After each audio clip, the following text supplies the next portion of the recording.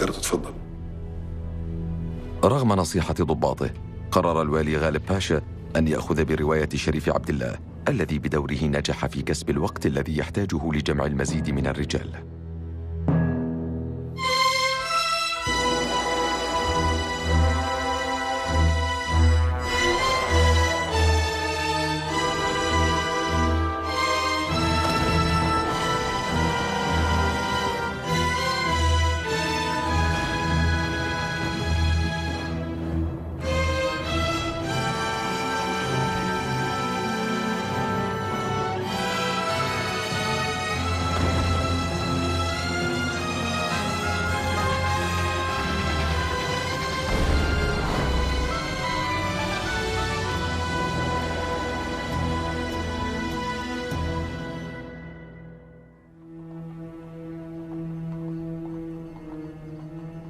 On balance, the Hashemites had decided to risk all and revolt. The Hashemites planned their attack against Ottoman forces carefully. They deployed their forces to try and achieve maximal benefit from the element of surprise. Faisal was mobilized with his troops on the outskirts of Medina, already harassing Ottoman communication lines. As Abdullah took a detachment and advanced onto Taif, where he hoped to catch the governor by surprise. At the same time, the Sharif took advantage of Mecca's urban landscape to slowly infiltrate men with guns into the city, but in such small numbers and in such discreet manner as not to arouse the suspicion of the Ottomans.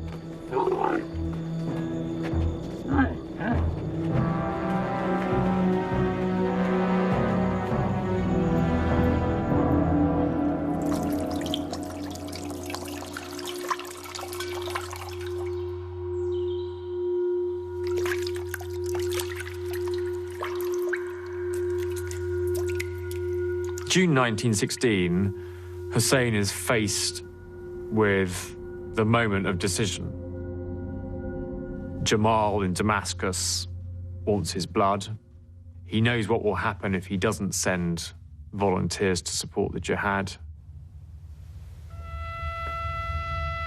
It's the time for him to make his mind up and launch the revolt.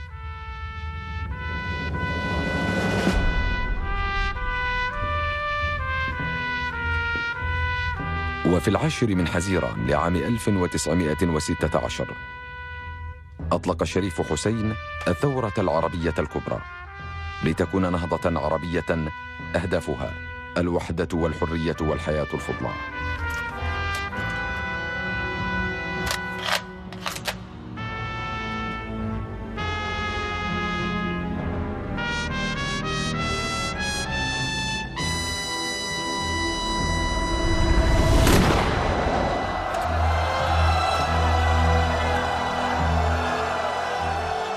With that opening shot, the Hashemites had committed themselves to a revolt from which there would be no turning back.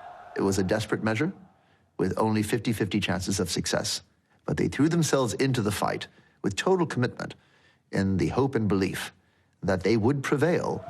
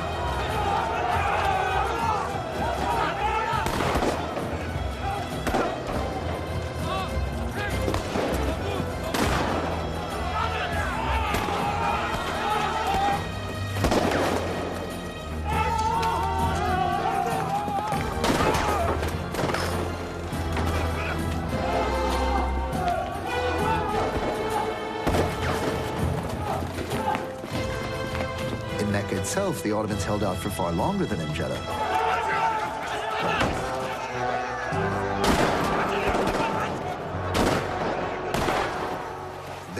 isolated Ottoman fort with an artillery battery was firing on Arab positions for weeks into the Arab revolt. Batarya 2, hazır. Batarya 2, ateş!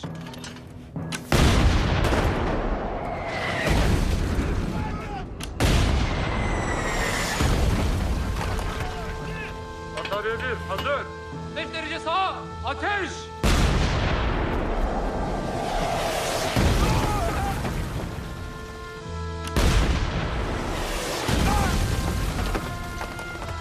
تحت القصف المستمر للمدفعية العثمانية كان وضع الشريف حسين ورجاله في غاية الصعوبة. أملهم الوحيد بالنصر كان مرتبطا بحصولهم على مدفعية يوازنون بها تفوق الحامية العثمانية.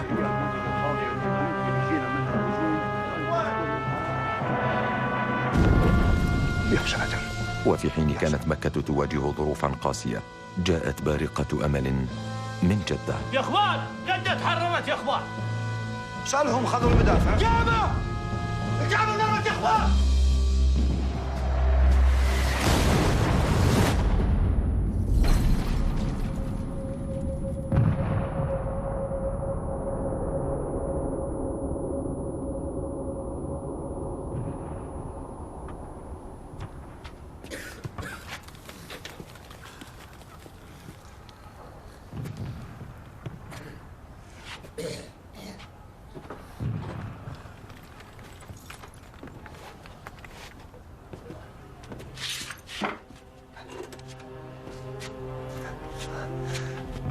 المدافع ارسلوا لنا المدافع.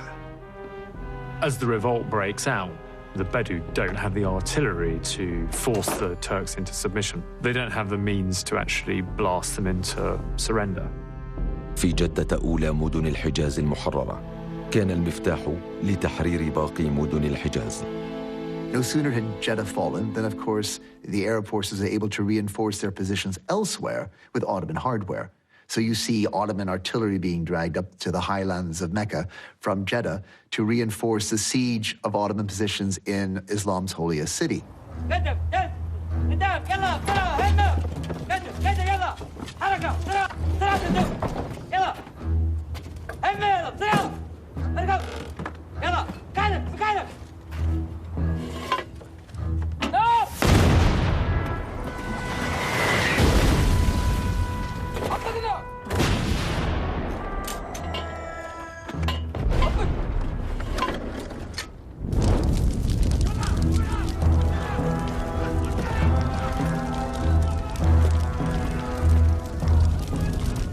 It wasn't until the Arabs were able to bring Ottoman artillery to Mecca to fight cannon against cannon, they were able finally to wear down the Ottoman defenders.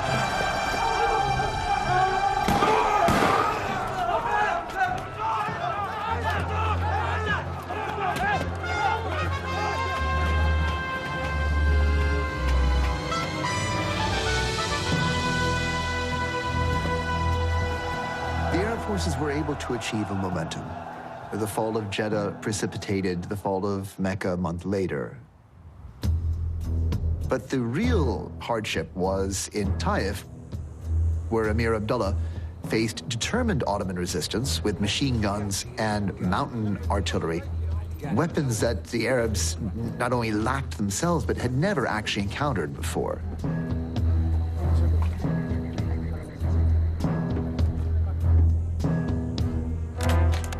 عليهم يا رجال!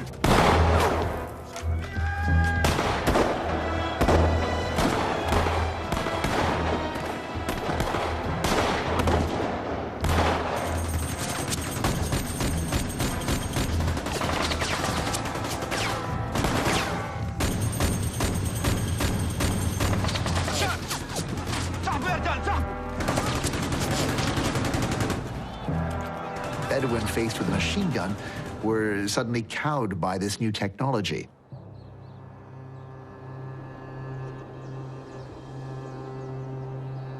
كان التحدي الأكبر بالنسبة للشريف عبد الله حين أوشكت ذخيرة رجاله على النفاذ.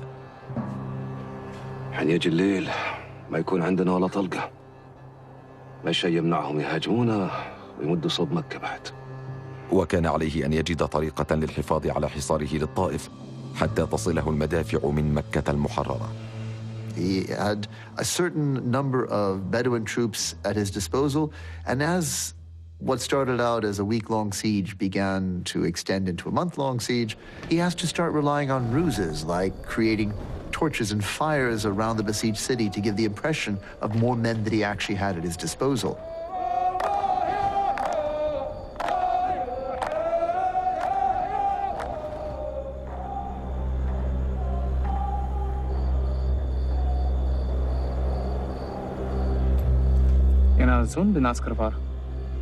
وبينما كان الشريف عبد الله بانتظار وصول المدافع من مكة، كان الشريف فيصل والشريف علي اللذان حررا محطة قطار شمال المدينة يواجهان تحدياً من نوع آخر.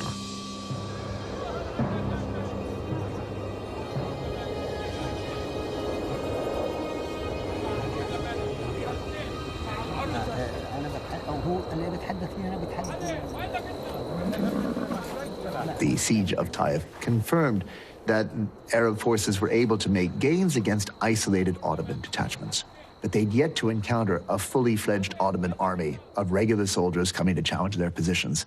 And just such a force was mobilizing in Medina under Fakhri Pasha's command to come and regain for the Ottoman Empire the holy cities that had fallen to the Arab revolt.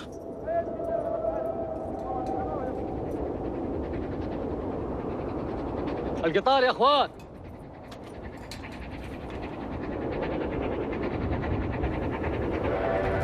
ظهور يا رجال، ظهور.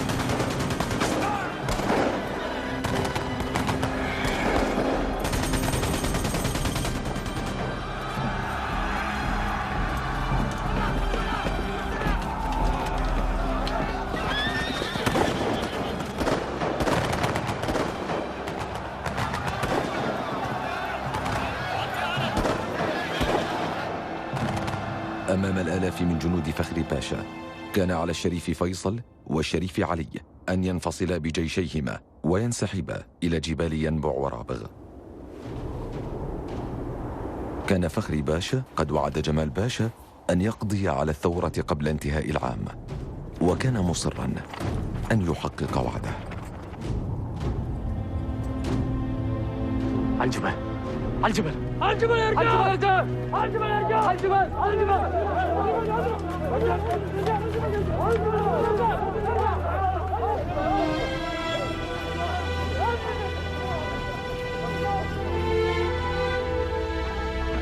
Fakhri launches an attack and drives Faisal and Ali's forces back into the mountains, and in fact through the mountains and out to the coast.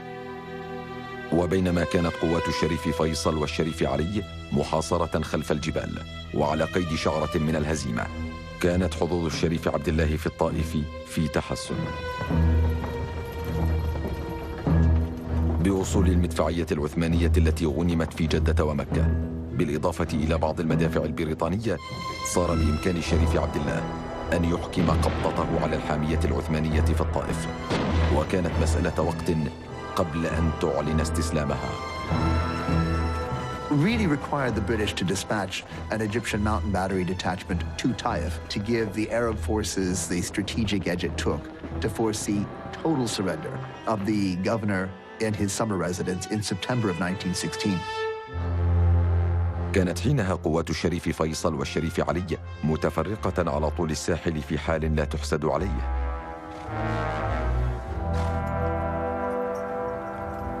وحين كانت الثورة تمر بأسوأ أيامها بعد إدراك قادتها أن ليس باستطاعة مقاتلين غير نظاميين ينقصهم العتاد والتدريب أن يواجهوا آلة الحرب العثمانية، وصل إلى ذات السواحل رجال سيغيرون هذا الواقع. Military men trained by the Ottomans for Ottoman service, who because of their Arabist political leanings had either deserted from the Ottoman ranks or, having been taken prisoner by the British, volunteered their services from British prisoner of war camps to go and join the Arab revolt as part of regular infantry unit of Arabs fighting for Arab independence. In this, some of the leading nationalists of the 20th century would come into prominence. People like Aziz Ali al-Masri, who, as commander of this regular force, was one of the first to lend his support to the Hashemites.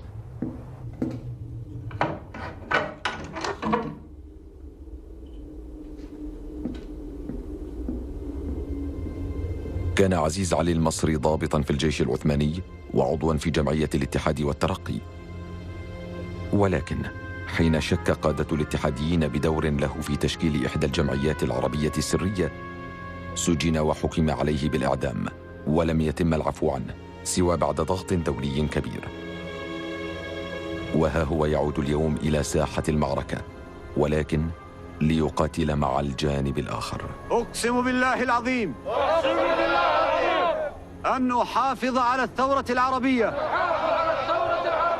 عزيز علي المصري شخصية غامضة، يعني تقلب في سلوكه من الضد إلى الضد ومن النقيض إلى النقيض. لعدة مرات يضفي طابع الإبهام على شخصية عزيز علي المصري.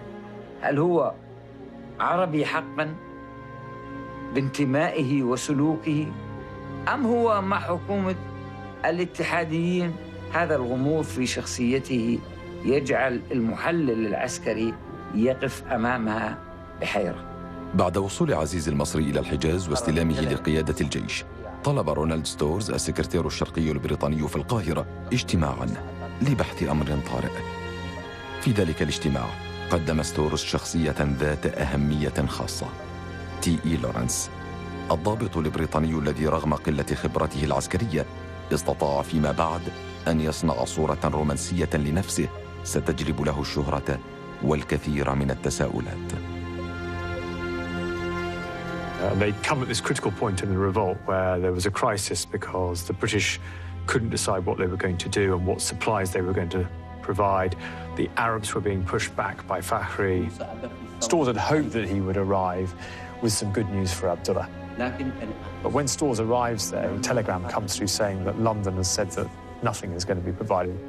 نشر العثمانيون إشاعات أن ثورا في الحجاز لم تكن أكثر من غزو بريطانيا لمكة خوفا من ردة فعل المسلمين في مصر والهند.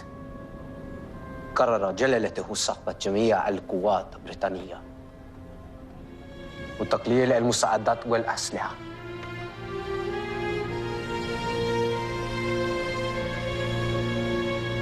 الأتراك عارضين علينا هدنة وبعدها ينفذون كل مطالب وبضمانات ألمانية. بهيج تكون الثورة حققت كل أهدافها. لكن أيها شريف، لابد من وجود ما يمكن أن أعملوه. يعني أتمنى أنك تفهم إن ما عندي خيار ثاني. زين، أستأذنك لزوم أصل مكة أبلغ الشريف حسين بالتغييرات اللي صارت. أرجوك أيها الشريف، أعطنا بعض الوقت. الوقت؟ زين، الحين الشمس تغرب، حين تشرق أكون وصلت مكة ويكون الوالد خذ قرار. السلام عليكم. I think it was a moment of exasperation on Abdullah's part. He's thinking, I was going to be getting all this equipment. You just said I'm not going to have it. Where are we now? The effect it had was galvanizing because the British were worried that Abdullah's loyalty wasn't guaranteed, and so they realized they needed to do something. خلاص دي النهاية؟ إلا هذه البداية.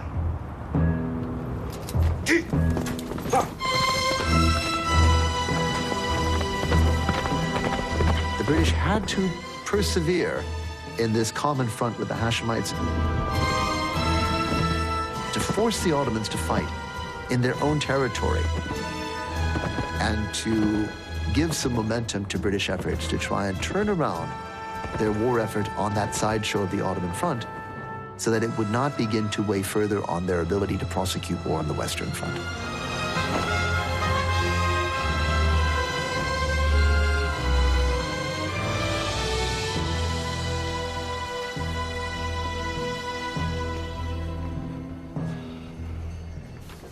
عندي علوم. وأنا عندي علوم بعد. قصتي ذا الحين برقية من الإنجليز. وافقوا على كل مطالبنا. والمدافع؟ والمدافع بعد.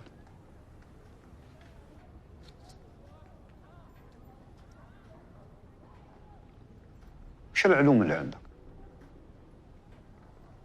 سلامتك. أجل رحت ريا.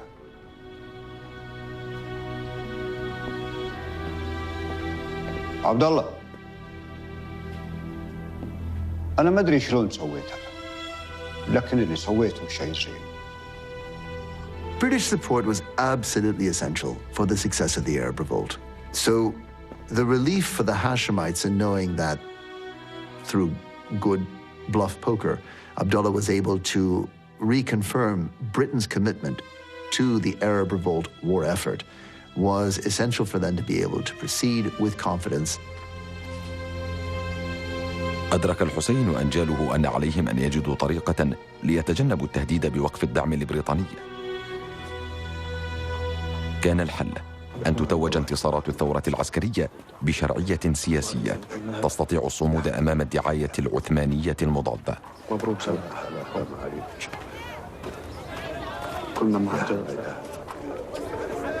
In the autumn of 1916, his decision to declare himself the king of the Arabs could be seen as satisfying several goals at once. On the one hand, it was a way of encouraging the Bedouins and the regular soldiers who had rallied to his cause, that he was speaking to them not just as the Sharif of Mecca, but as the king of the Arab lands that was to emerge as the result of a successful revolt.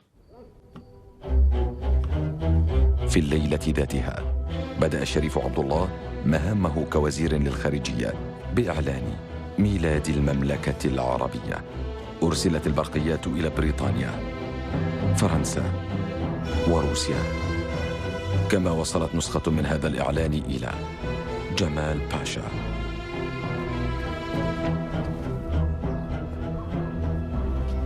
Fahrettin Paşa'ya bir telgraf gönder. Ona de ki, yılın bitimine sadece 2 ay var. Sözünü yerine getirsin. Hadi.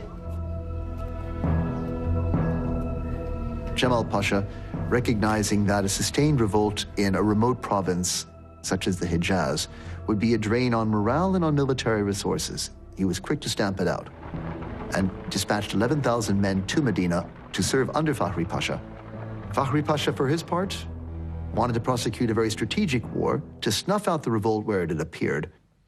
And so critically, he wished to move from Medina to regain the shrine city of Mecca, the very heart of Islam. And so Fahri decided to send his column down to the coastal cities and then towards Mecca.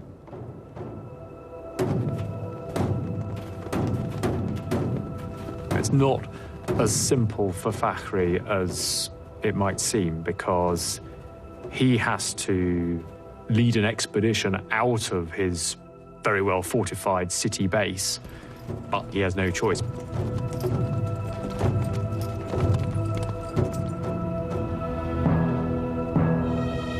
مضى فخري باشا بطريقه إلى مكة التي لن تجد رادعا لجيوشه في غياب قوات الشريف فيصل والشريف علي المحاصرة خلف الجبال، ليبقى أمل واحد لمكة: الشريف عبد الله وجيشه. Ali sends Abdullah the order to go back and defend Mecca. But Abdullah decides that attack is the best form of defense. So in a way, Abdullah is the first person to realize the narrow thread that Medina hangs on. كان الشريف عبد الله يعلم أن ليس باستطاعته أن يحرر المدينة، لكنه كان يأمل من تقدمه باتجاهها أن يخشى فخري باشا على حاميته فيها من الهجوم فيعود جزء من قواته. It was revolutionary. It did involve taking a big risk because it was leaving that inland route to Mecca unguarded while he did that. But it paid off because of a lucky incident.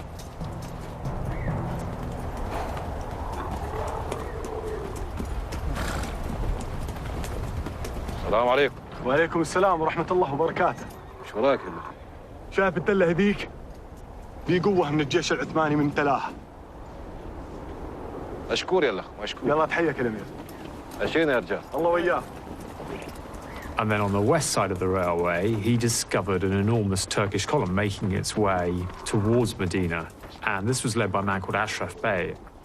And he was caught completely by surprise. He had several hundred soldiers and £38,000. Abdullah inflicts really what is the first decisive victory in the campaign, captures Ashraf, takes the money and the artillery that Ashraf also had. المنهج نهاد؟ القبائل البدوية المحيطة. تقلبون الناس علينا ها؟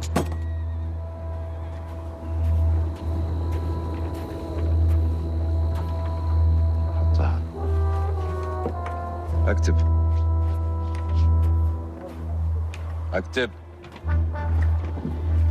شو اسمك انت؟ أشرف بيه. من أشرف بيه لفخري باشا. يؤسفني إعلامكم بأننا تعرضنا لهجوم من جيش الثوار الذين اغتنموا النقود والمؤونة. لكن الأمر المستغرب أن ترسلوا هذا المبلغ الكبير مع هذه القوة الصغيرة في الوقت الذي ينتشر فيه جيش الثوار في كل مكان بين المدينة ودمشق. When he's cut the telegraph wire, he leaves a note pinned to the telegraph pole telling Fakhri what he's done. He also adds a joke to say that he's captured Damascus, so the war's over.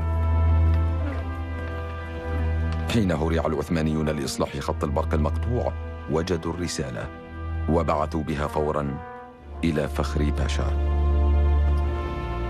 Mekke'den ne kadar uzağız? Yaklaşık bir gün. Fakhri's immediate response is to take a much more defensive position than he'd done up to that point. Medine'ye geri dönün! It's one of those turning points in the revolt, because at the same time, Faisal had been thinking about a move northwards up the coast, and he'd already come up with that plan, but it's Abdullah's coup that essentially makes that possible. عندما عاد فخري باشا بجيوشه إلى المدينة فرض الشريف عبد الله حصاراً عليها استمر حتى نهاية الحرب. ولكن كي يكون الحصار فعالاً كان لابد من إضعاف الحامية في المدينة بقطع خطوط إمدادها. Abdullah and his army decide to attack the railway north of Medina to try and cut Medina off. But they lack the equipment to do it with. They don't have the explosives. The tribesmen end up tearing up the track with their bare hands and piling rocks on the line. I think it's important to bear in mind just how efficient the Ottomans were at repairing the damage done time and time again to their railway lines, which enabled them to keep a line of supply open between Damascus and Medina. ولما كانت قدرة العثمانيين على إصلاح الخط الحديدي تتطور كان لابد من إيجاد وسائل تحدث دماراً أكبر.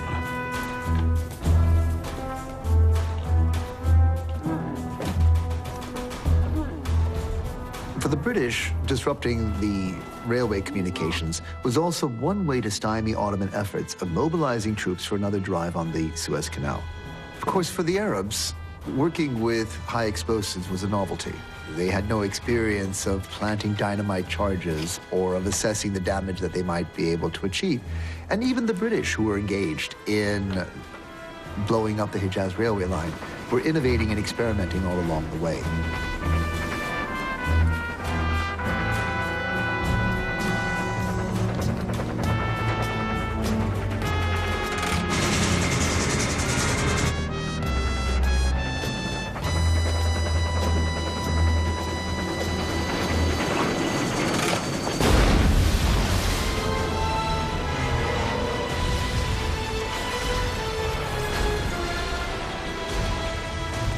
During this time, Abdullah is in Wadi Ais, which is just northwest of Medina, keeping a close eye. But Ali's job is still to protect the most likely route that the Turks would take if they were going to try and recapture Mecca or Jeddah.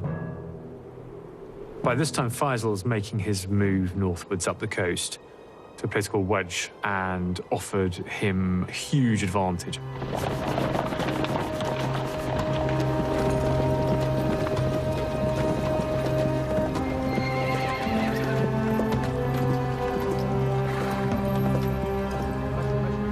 في الوجه، وعندما بدأت ظروف الثورة بالتحسن، كانت إشاعات أطلقها نيوكوم أحد الضباط البريطانيين على وشك أن تغير كل شيء.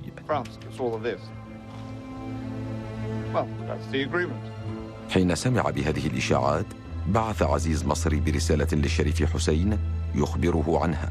There are huge suspicions floating around British wartime promises to its allies. There was definitely word getting back to the Hashemites of some obscure deal that the British had concluded with the French that might in some way compromise what the British had promised to the Hashemites. لما وصلت الشريف حسين هذه الأخبار، كتب فوراً للمكتب العربي البريطاني في القاهرة مستوضحاً، وجاء الرد بنفي هكذا إشاعات قطعياً. لكن ذلك لم يكن كافياً بالنسبة لعزيز مصري.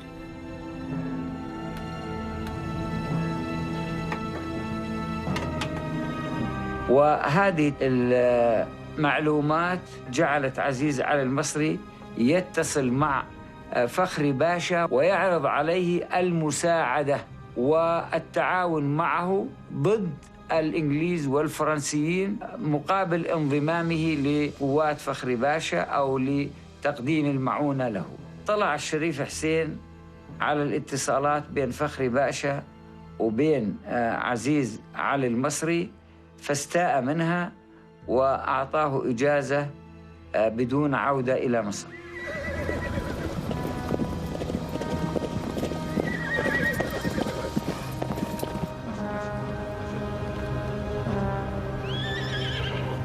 لكن الفراغ الذي تركه رحيل عزيز مصري سرعان ما ملأه أصدقاء أكثر وفاء للثورة،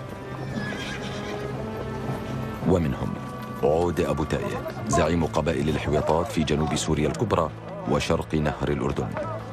يوم الخير رجال،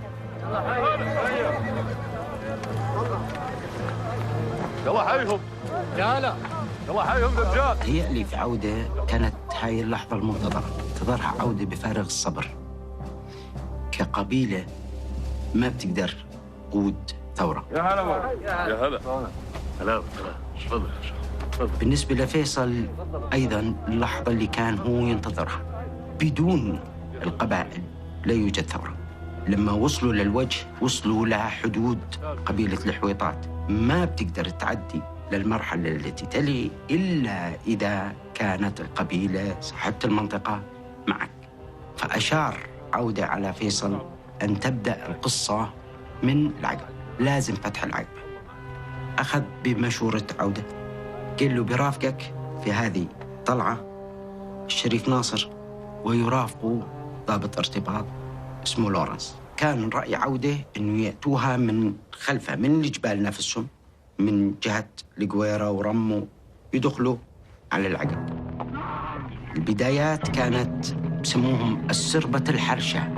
السربة الحرشة أعداد قليلة من الرجال لكنهم هم الضاربة.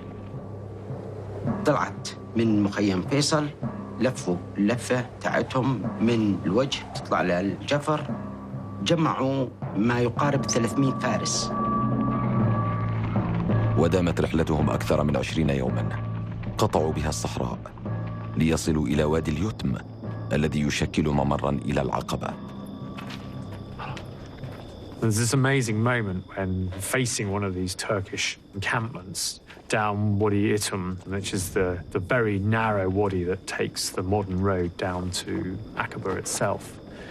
Lawrence is wondering how they're going to get past this outpost, and then he opens his little diary and he sees in the diary this little note saying a lunar eclipse for that very evening.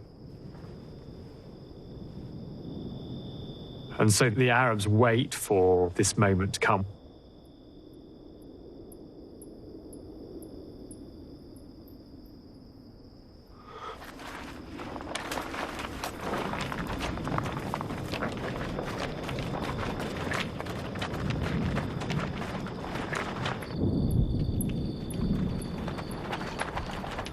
Hey, Yusuf'a bak ya Murat.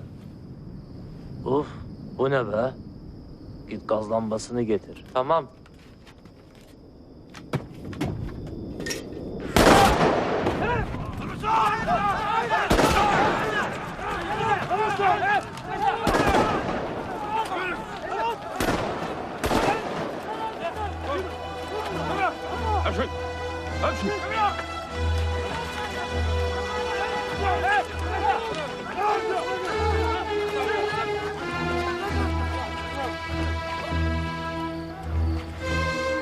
And of course, Aqaba itself was supplied down the wadi. It was all their food came down the wadi too. So once the Arabs had managed to get onto the supply line, then Aqaba was lost.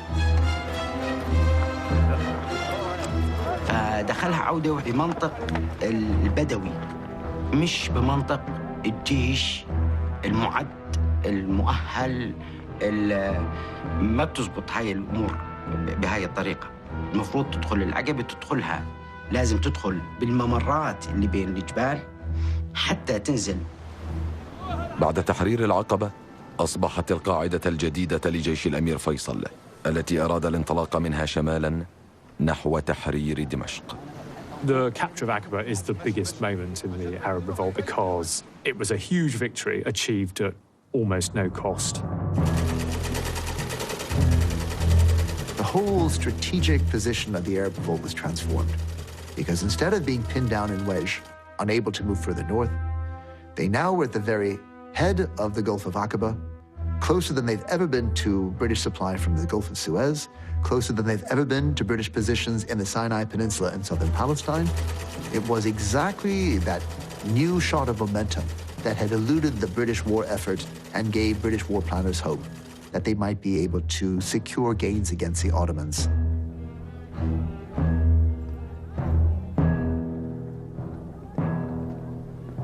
بعث الشريف حسين إلى الأمير فيصل برسالة يبارك فيها خطته بالتوجه شمالاً مرفقة بعلم الثورة الجديد.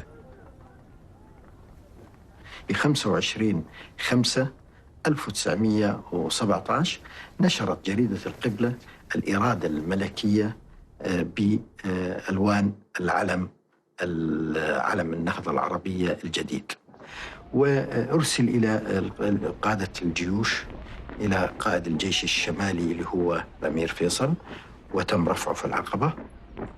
ولكن حين كان العرب يستعدون لخطوتهم التالية شمالاً، أخذت الحرب العالمية منعطفاً خطيراً على بعد 2000 ميل، حين استولت مجموعة من الثوار على مقاليد السلطة في الإمبراطورية الروسية وأقصوا القيصر.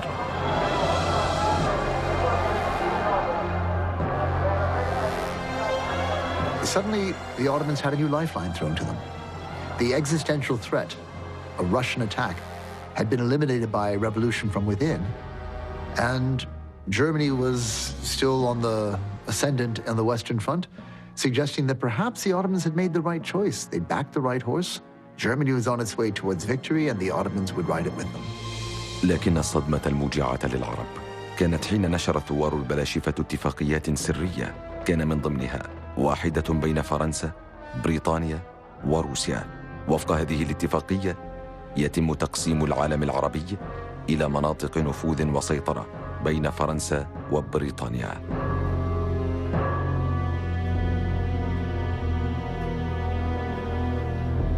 وصول البلاشفة إلى الثورة وقيام الثورة الروسية عام 1917 ودخولهم إلى مقرات الخارجية الروسية أدى إلى أنه في مراسلات تمت واسطة ما بين الفرنسيين والبريطانيين والحكم السابق، وبالتالي هنا وقعت بين أيديهم اتفاقية سايكس-بيكو وتم تسريبها. So here for the first time we had the full terms of what Mark Sykes and Georges Picot had agreed on the partition of the Ottoman world and all the contradictions between the Sykes-Picot agreement and what Hussein believed he had secured as an outright British government's pledge. هذا شكل ضربة للمشروع العربي، شكل ضربة لمشروع النهضة العربية، شكل خيانة. يعني الشريف حسين أصابه نوع من الصدمة.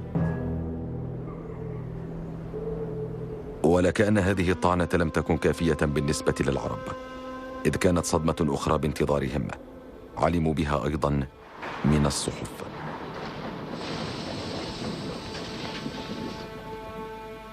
Now, Sykes-Picot was one thing, but in 1917 came another public declaration, this time the Balfour Declaration.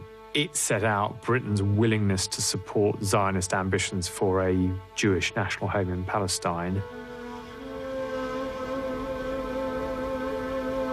By the end of 1917, there were growing tensions in the relationship between the British and the Arabs because of the exposure of these new political commitments. There's the Sykes-Picot Agreement promising Lebanon and Syria to the French, and now the Balfour Declaration promising Palestine to the Jews.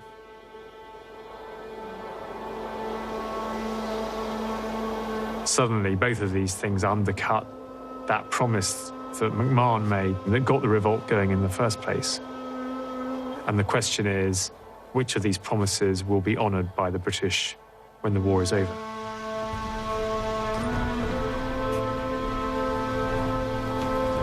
وفجأة تلاشى أمل العرب أمام أعينهم، فدمشق التي كانت تبعد 300 ميل أصبحت حلما مستحيل المنال.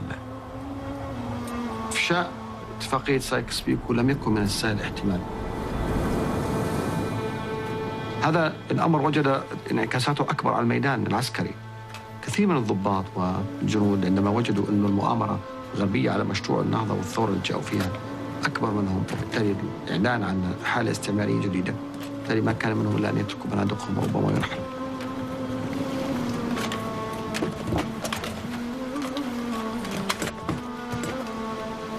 وفي أحلك لحظاتها منذ ولادتها بدت الثورة وكأنها تلفظ أنفاسها الأخيرة.